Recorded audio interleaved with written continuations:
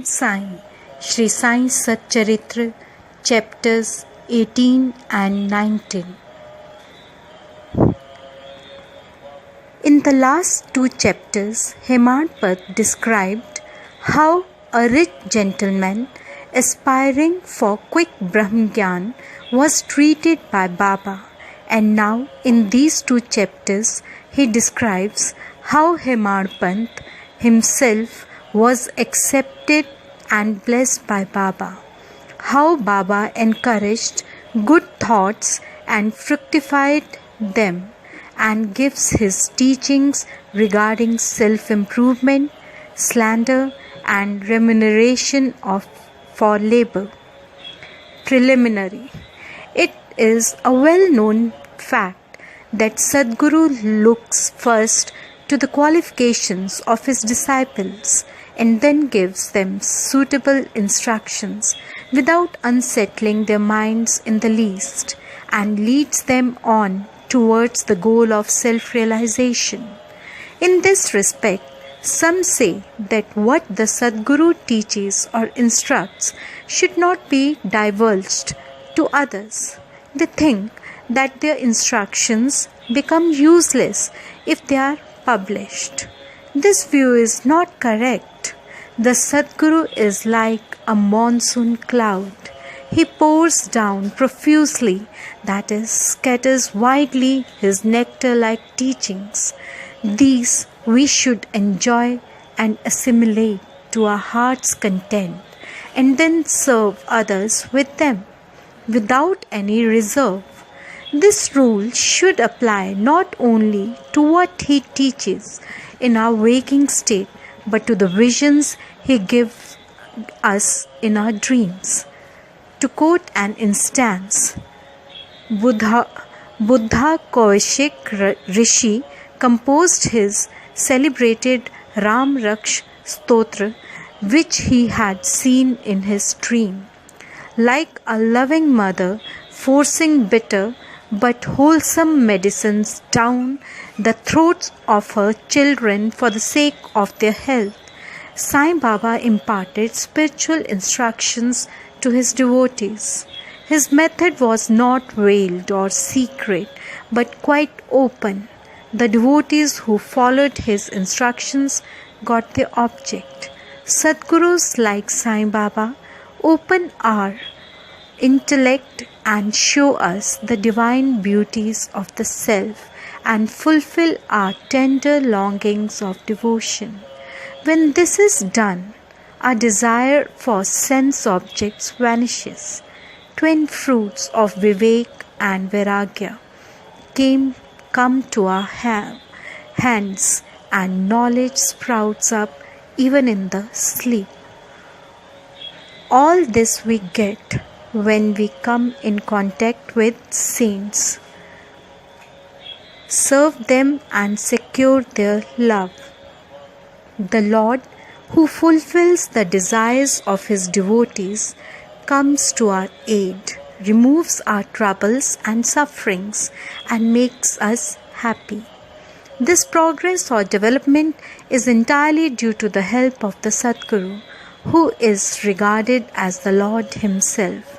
Therefore, we should always be after the Sadguru, hear his stories, fall at his feet and serve him. Now we come to our main story. Mr. Sathe.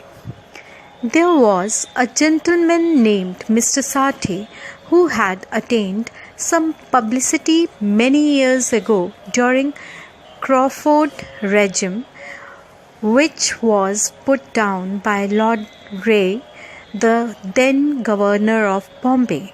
He suffered severe losses in trade. Other adverse circumstances gave him much trouble and made him sad and dejected. Being restless, he thought of leaving home and going out to a distant place. Man does not generally think of God, but when difficulties and calamities overtake him, he turns to him and prays for relief. If his evil actions have come to an end, God arranges his meeting with a saint who gives him proper directions regarding his welfare. Mr. Sathe had similar experience.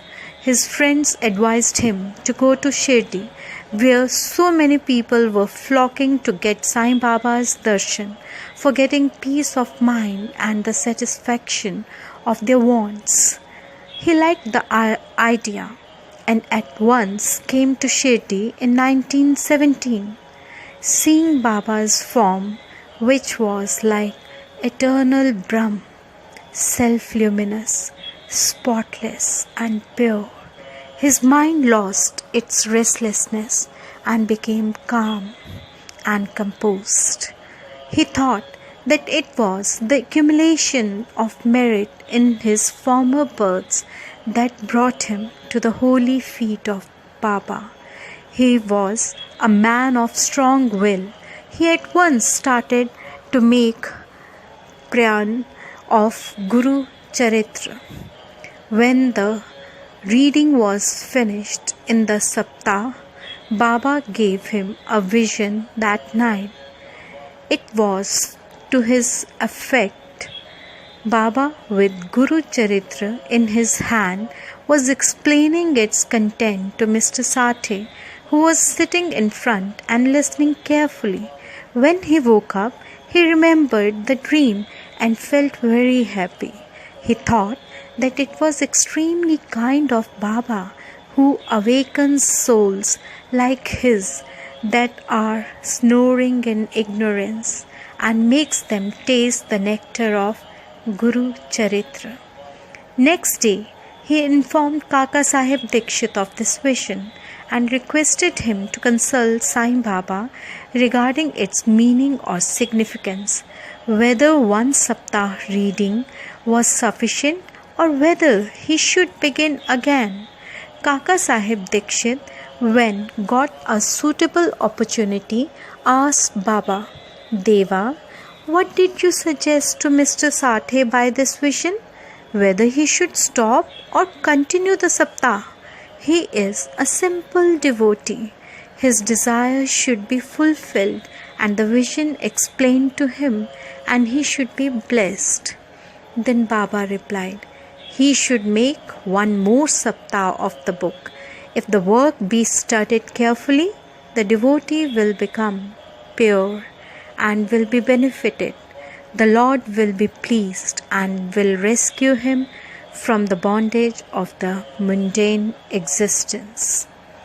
At this time, Hemad Pant was present there. He was shampooing Baba's legs. When he heard Baba's words, he thought in his mind as follows, what? Mr. Sathe read for a week only and got the reward, and I am reading it for 40 years with no result. His 7 days stay here becomes fruitful, while my 7 years stay goes for nothing. Like a chatak bird, I am ever waiting for the merciful cloud to pour its nectar on me and bless me with his instructions. No sooner did this thought cross his mind, Baba knew it then and there.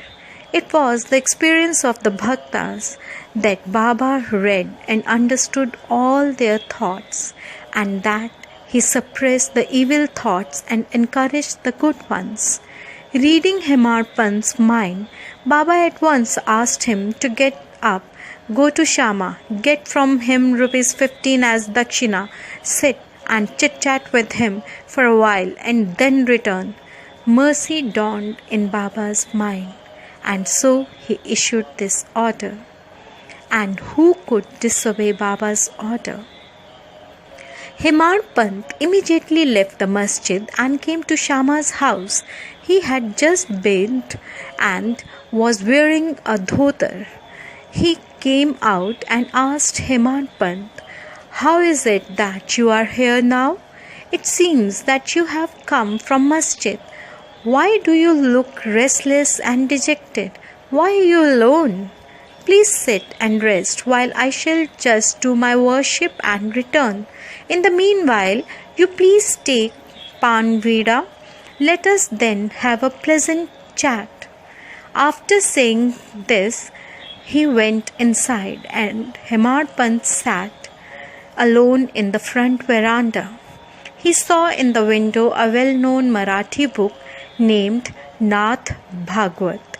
This is a commentary by the Saint Ekanath on the 11th skand of the bigger Sanskrit work, the Bhagavad.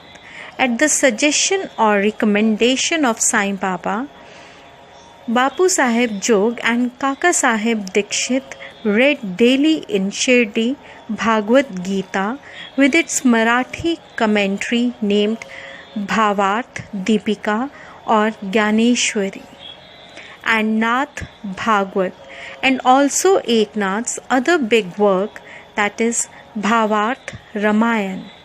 When devotees came to Baba and asked him certain questions, he sometimes answered them in part and asked them to go and listen to the readings of the above mentioned works, which are the main treasures of Bhagavad Dharma.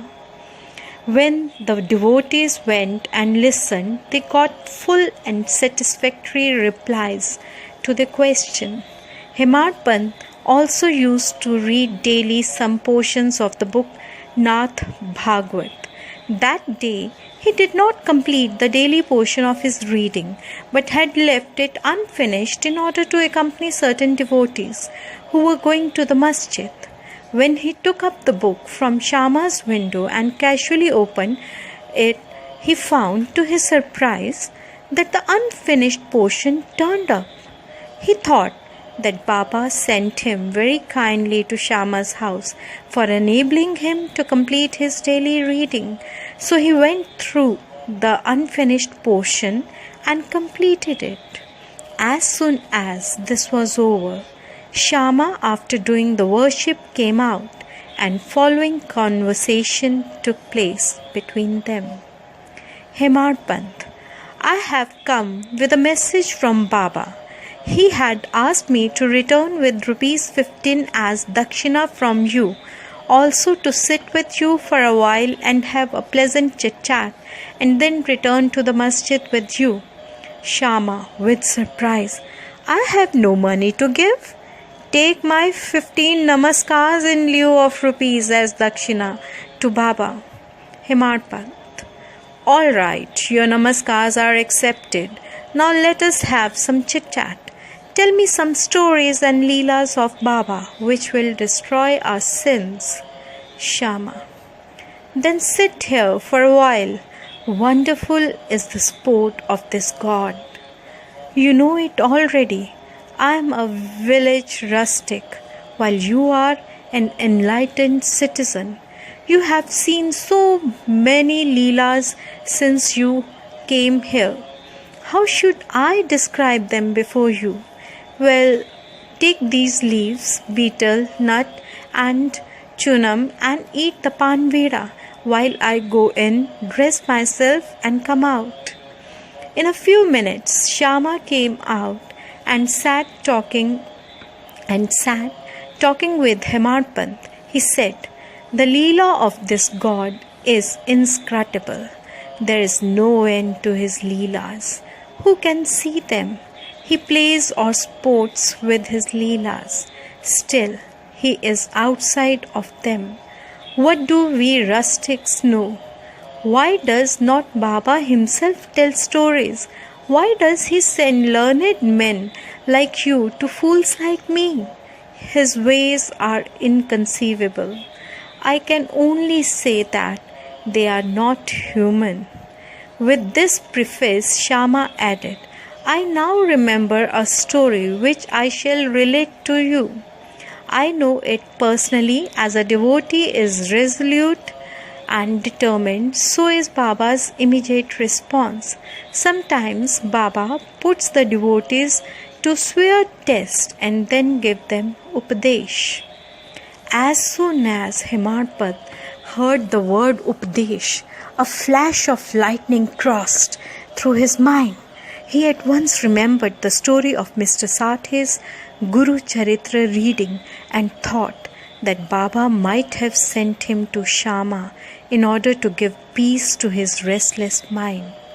However, he curbed his feeling and began to listen to Shama's story. They all showed how kind and affectionate Baba was to his devotees. Hemar Pant began to feel a sort of joy while hearing them. Then Shama began to tell the following story.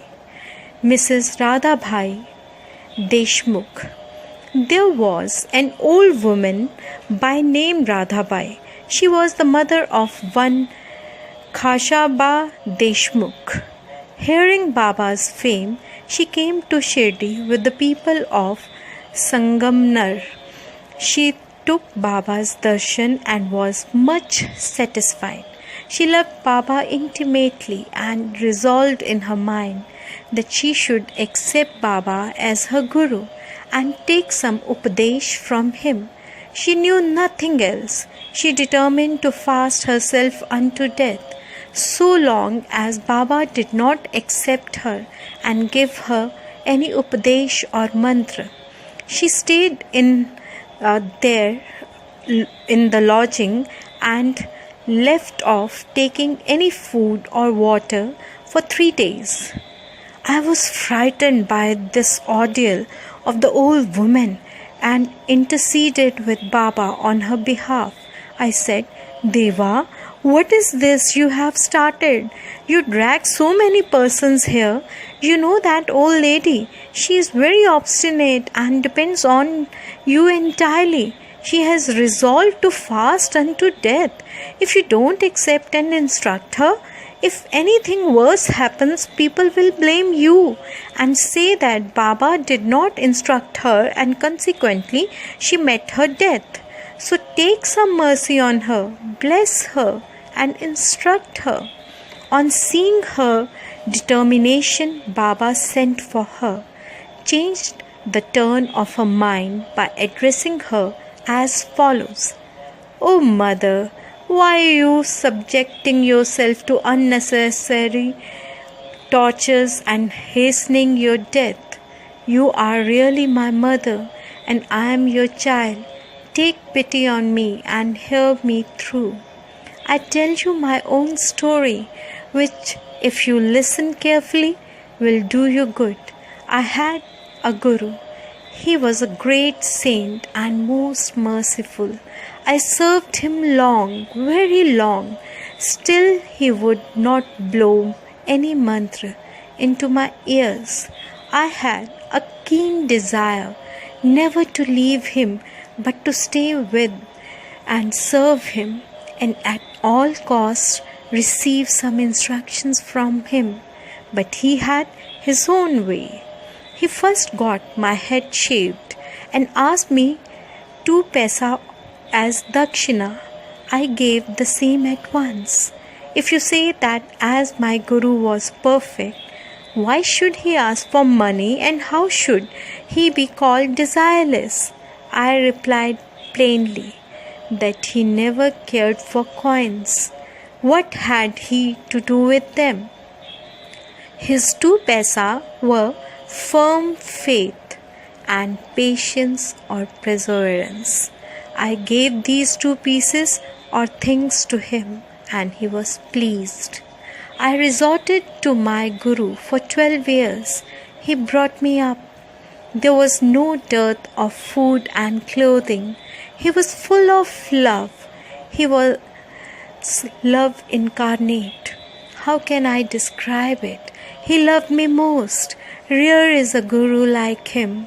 When I looked at him, he seemed as if he was in deep meditation, and then we both were filled with bliss. Night and day I gazed at him with no thought of hunger and thirst.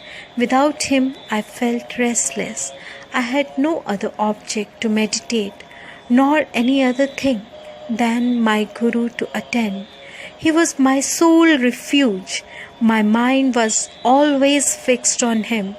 This is 1 paisa dakshina. Saburi is the other paisa. I waited patiently and very long on my Guru and served him.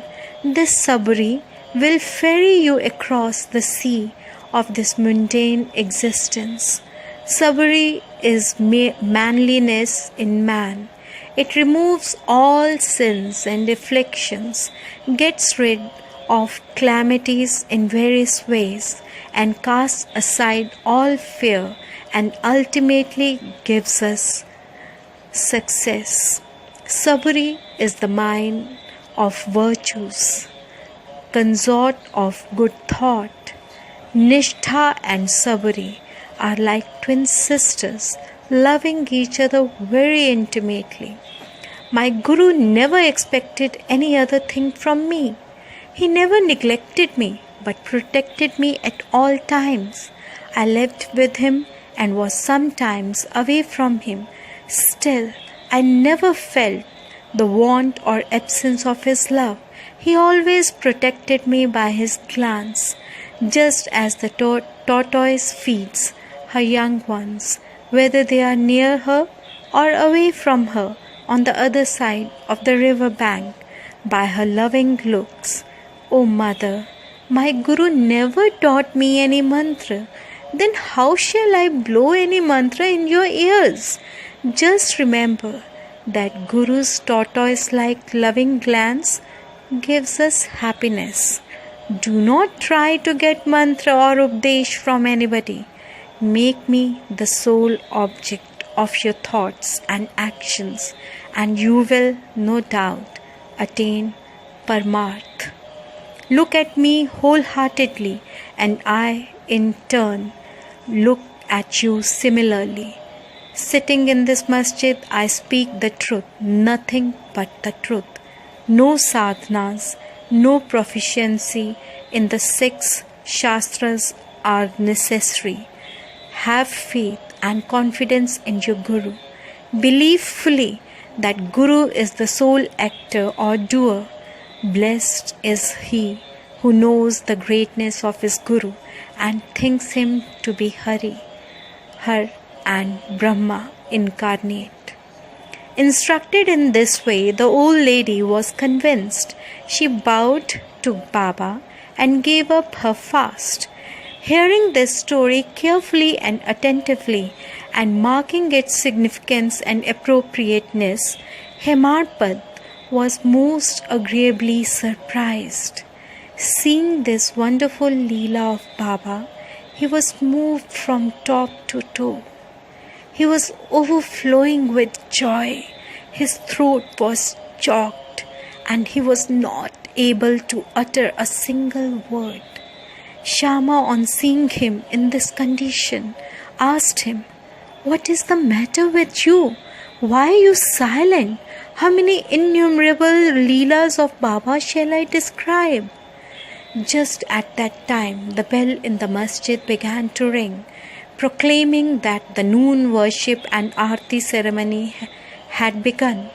Therefore, Shama and Hemarpant hurried to the masjid. Bapu Sahib Jog had just started the worship. Women were up in the masjid, and men were standing below in the open courtyard, and they were all loudly singing the Aarti in chorus to the accompaniment of drums. Shama went up, pulling Hemarpant with him. He sat to the right and Hemarpant in front of Baba. On seeing them, Baba asked Hemarpant to give the dakshina brought from Shama. He replied that Shama gave namaskars in lieu of rupees and that he was there in person. Baba said, "All right, now let me know whether you both had a chit-chat, and if so, tell me all that you talked about." Not minding the sounds of the bell, the drum and the chorus songs, Hemarpant was eager to tell what they had talked and started to narrate it. Baba was also anxious to hear, and so he left the bolster and leaned forward. Hemarpant said all that they talked about was very pleasant, and that especially the story of the old lady was most wonderful, and that on hearing it he thought that his Leela was inexplicable, and under the guise of that story he really blessed him. Baba then said, "Wonderful is the story. How are you blessed? I would like to know everything in detail from you, so tell me all about it." Then Hemarpat related in full the story which he had heard a little while before, and which had made a lasting impression on his mind. Hearing this, Baba was much pleased and asked him, "Did the story strike you? And did you catch its significance?" He replied, "Yes, Baba, the restlessness of my mind has vanished, and I have got true peace and rest, and come to know the truth path." Then Baba spoke as follows: "My method is quite unique. Remember well this one story, and it will be very useful to get the knowledge of the self. Dhyan is necessary. If you practice it continuously, the thoughts will be pacified. Being quite desireless, you should meditate on the Lord, who is in all the creatures, and when the mind is concentrated, the goal will be achieved. Meditate always on my formless nature, which is the knowledge incarnate, consciousness and bliss. If you cannot do this, meditate on my form from top to toe, as you see here night and day. As you go on doing this, your thoughts will concentrate on one point, and the distinction between meditator and act of meditation and this meditated upon will be lost, and the meditator will be one with consciousness and be merged in the Brahm. The tortoise is on one bank of the river, and her young ones are on the other side. She gives neither milk nor warmth to them. Her mere glance gives them nutrition. The young ones do nothing but remember their mother. The tortoise glance is, to the young ones, a downpour of nectar, the only source of sustenance and happiness. Similar is the relation between Guru and disciples. When Baba uttered these last words, the chorus of the Aarti songs stopped, and all cried out loudly in one voice, "Victory be to our Sadguru Sai Maharaj, who is existence, knowledge and bliss." Dear readers, let us imagine that we are at this time standing amongst the crowd in the masjid, and let us join them in this Jai Jaikar. After the Aarti ceremony was over, Prasad was distributed. Bapu Sahib Jog advanced as usual, and after saluting Baba, gave into his hand a handful of sugar candy. Baba pushed all this quantity into the hands of Hemarpat and said to him, "If you take this story to heart and remember it well, your state will be sweet as the sugar candy. All your desires will be fulfilled, and you will be happy." Hemarpant bowed before Baba and implored, "Do favor me like this. Bless and protect me always." Baba replied, "Hear this story, meditate on it, and assimilate its spirit. Then you will always remember and meditate on the Lord, who will manifest Himself to you." Dear readers, Hemarpant got prasad of sugar candy then, and we now get the prasad of sugar candy or nectar of this story. Let us drink it to our heart's content, meditate on it and assimilate it, and be strong and happy by Baba's grace. Amen. Towards the end of 19th chapter, Hemarpad had dealt with some other matters which are given below. Baba's advice regarding our behavior. The following words of Baba are general and invaluable. If they are kept in mind and acted upon, they will always do you good. Unless there is some relationship or connection, nobody goes anywhere. If any men or creatures come to you, do not be discourteous and drive them away, but receive them well and treat them with due respect. Sri Hari will be certainly pleased if you give water to the thirsty, bread to the hungry, clothes to the naked, and your veranda to strangers for sitting and resting. If anybody wants any money from you and you are not inclined to give, do not give, but do not shout at him. Let anybody speak hundreds of things against you. Do not resent by giving any bitter reply. If you always tolerate such things, you will certainly be happy. Let the worldly world go topsy-turvy. You remain where you are, standing or staying in your own place. Look on calmly at the show of all things passing before you. Demolish the wall of difference that separates you from me, and then the road for our meeting will be clear and open. The sense of differentiation as I and thou is the barrier that keeps away the disciple from his master, and unless that is destroyed, the state of union or atonement is not possible. Allah Malik, that is, God is the sole proprietor. Nobody else is a protector. His method of work is extraordinary, invaluable, and inscrutable.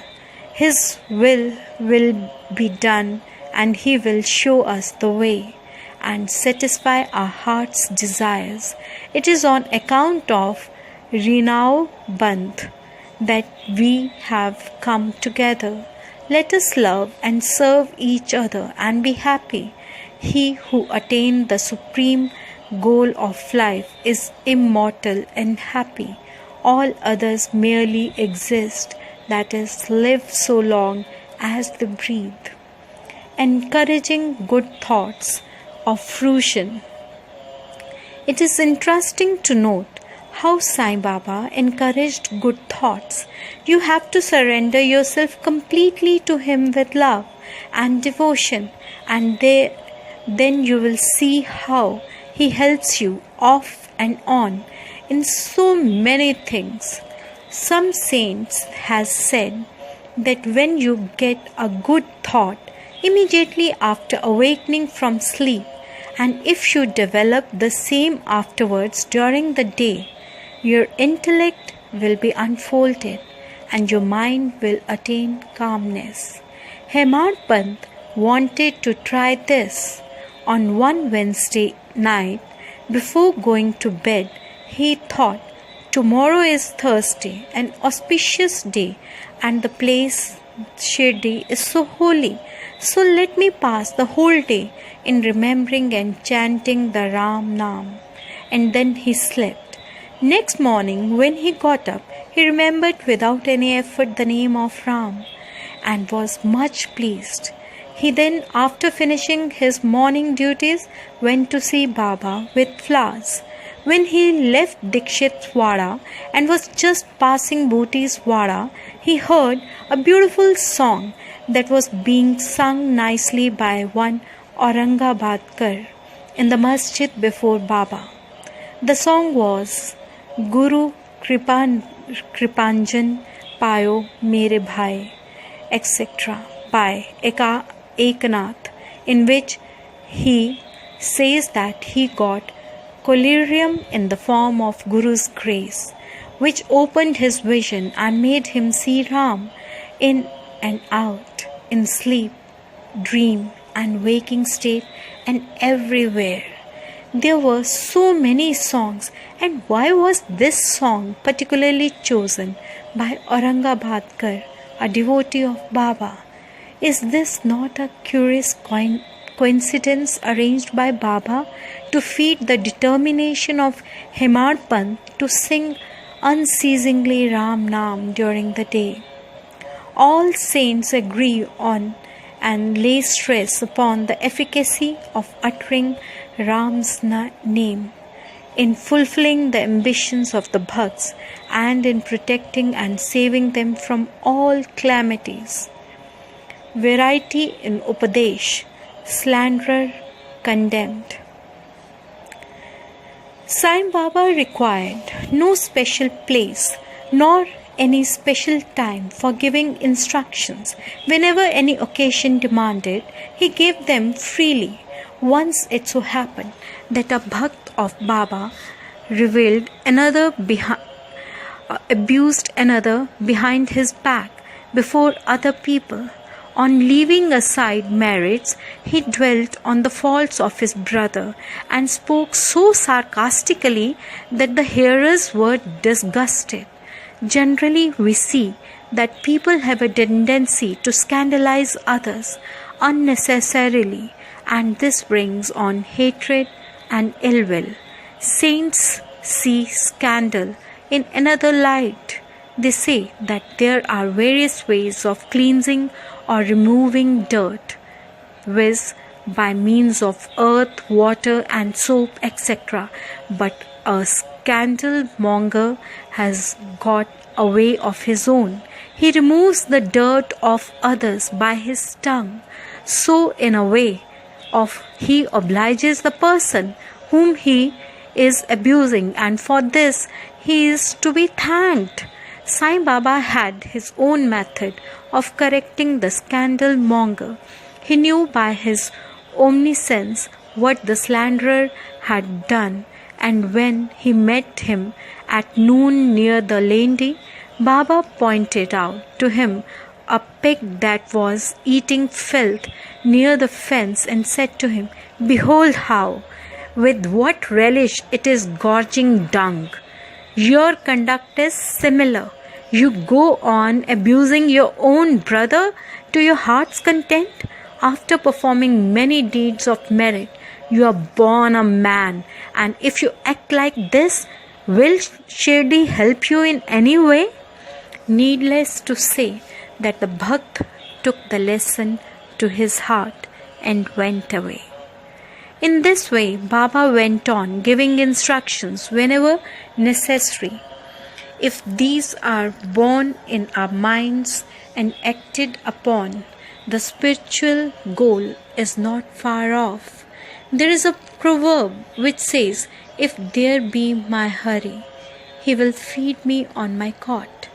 This proverb is only true in respect of food and clothing. But if anyone trusting in this sits quiet and does nothing in spiritual matters, he will be ruined. One has to exert himself to his utmost for attaining self-realization. The more he endeavors, the better for him. Baba said that he was omnipresent, occupying land, air, country, world, light, and heaven, and that he was not limited. To remove the misunderstanding of those who thought that Baba was only his body, 3 cubits and half in length, he incarnated himself in this form, and if any devotee meditated on him day and night with complete self-surrender, he experienced complete union with him, like sweetness and sugar, waves and sea, eye and its luster. He who wants to get rid of the cycle of birth and death should lead a virtuous life with his mind calm and composed. He should always engage himself in good actions, should do his duties and surrender himself, heart and soul, to him. He need not then be afraid of anything. He who trusts him entirely hears and expounds his Leelas and does not think of anything else is sure to attain self-realization. Baba asked many to remember his name and to surrender to him, but to those who wanted to know who they were, he advised Shravanam and Mananan. To some, he advised remembering God's name, to others, hearing his Leelas, to some, worship of his feet, to others, reading and studying Adhyatam Ramayan, Gyaneshwari, and other sacred scriptures. Some he made sit near his feet. Some he sent to Khandoba's temple, and some he advised the repetition of the 1,000 names of Vishnu, and some the study of Chandogya Upanishad and Gita. There were no limit, no restriction to his instruction. To some he gave them in person, to others by visions and dreams. To one addicted to drink, he appeared in his dream, sat on his chest, pressed it, and left him after he gave a promise not to touch liquor anymore. To some he explained some mantras like Gurur Brahm in dreams. To some devotee who was practicing Hatha Yoga, he sent word that he should leave off Hatha Yoga practices, sit quiet and wait. It is impossible to describe all his ways and methods. In ordinary worldly dealings, he set examples by his actions, one of which is given below. Remuneration for labor. One day at noon, Baba came near Radha Krishna Mai's house and said, "Bring me a ladder." Some men brought it and set it against a house as directed by Baba. He climbed up on the roof of Vaman Gondkar's house, passed the roof of Radha Krishna Mai's house, and then got down from the other corner. What object Baba had, none could know. Radha Krishna Mai was at that time shivering with malaria. It may be to drive off that fever, that he may have gone there. Immediately after getting down, Baba paid ₹2 to the person who brought the ladder. Somebody asked Baba why he paid so much for this. He replied that nobody should take the labor of others in vain. The worker should be paid his dues promptly and liberally. Bow to Shri Sai. Peace be to all. Om Sai. Om Sai. Shri Sai Satcharitra, chapters 18 and 19. In the last 2 chapters, Hemmadpant described how a rich gentleman aspiring for quick Brahmgyan was treated by Baba, and now in these 2 chapters he describes how Hemmadpant himself was accepted and blessed by Baba, how Baba encouraged good thoughts and fructified them, and gives his teaching